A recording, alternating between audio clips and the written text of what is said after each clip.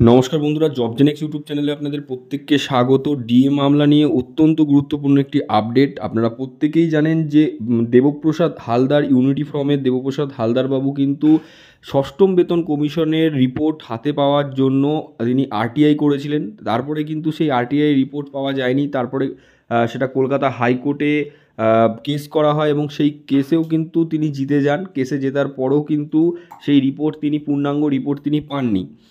ষষ্ঠম বেতন commission DA মামলার ক্ষেত্রে কতটা জরুরি সেটা আপনারা প্রত্যেকেই জানেন, প্রতিটা সরকারি কর্মী কিন্তু জানেন। ষষ্ঠম বেতন কমিশনের মধ্যে ডিএ কথাটা উল্লেখ আছে কিনা সেটা কিন্তু অবশ্যই দেখা প্রয়োজন। যদি সেটা পাওয়া যায় সেক্ষেত্রে ডিএ কেসটা খুব স্বল্প সময়ের মধ্যেই কিন্তু সমাপ্ত হয়ে যাবে।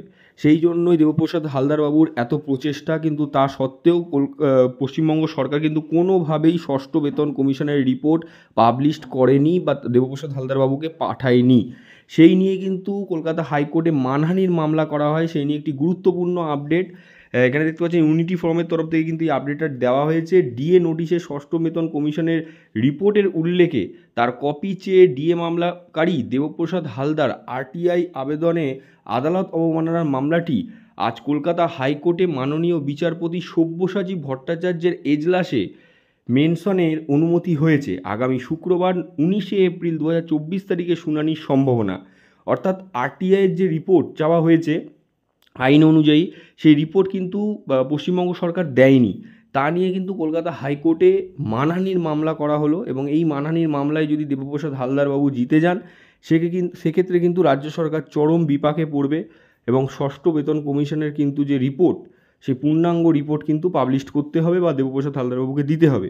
সেক্ষেত্রে ডিএ কেসের ক্ষেত্রে কিন্তু ষষ্ঠম বেতন কমিশনের যে রিপোর্ট সেটা অত্যন্ত গুরুত্বপূর্ণ, যার জন্য কিন্তু দেবপ্রসাদ হালদারবাবুর এত লড়াই।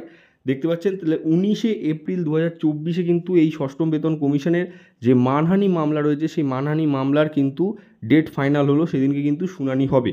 এর আগেও কিন্তু আমি ষষ্ঠ বেতন কমিশন নিয়ে অনেক ভিডিও আপনাদের বানিয়েছি, সেগুলো আপনারা প্রত্যেকেই দেখেছেন। যারা দেখেছেন তাদের কাছে এই ভিডিওটা পরিষ্কার, যারা এখনও দেখেননি সেই ভিডিওগুলো আপনারা দেখতে পারেন। আপনারা অনেকেই জানেন, অনেকের কাছে কিন্তু ষষ্ঠ বেতন কমিশন রিপোর্টটা পরিষ্কার নয়। ওই রিপোর্টটা পাওয়া গেলেই কিন্তু ডিএ মামলা স্বল্প সময়ে কিন্তু সমাপ্ত হয়ে যাবে। সেই রিপোর্টটা কিন্তু রাজ্য সরকার কোনোভাবেই পাবলিশ করছে না, বা আরটিআই করার পরও কিন্তু সেটা দেওয়া হচ্ছে না দেবপ্রসাদ হালদার বাবুকে। তার জন্যই কিন্তু এই মানহানির মামলা। গুরুত্বপূর্ণ আপডেট ছিল, আপনাদের সাথে শেয়ার করলাম। জনস্বার্থে অবশ্যই লাইক করে বন্ধুদের মাঝখানে শেয়ার করে দেবেন।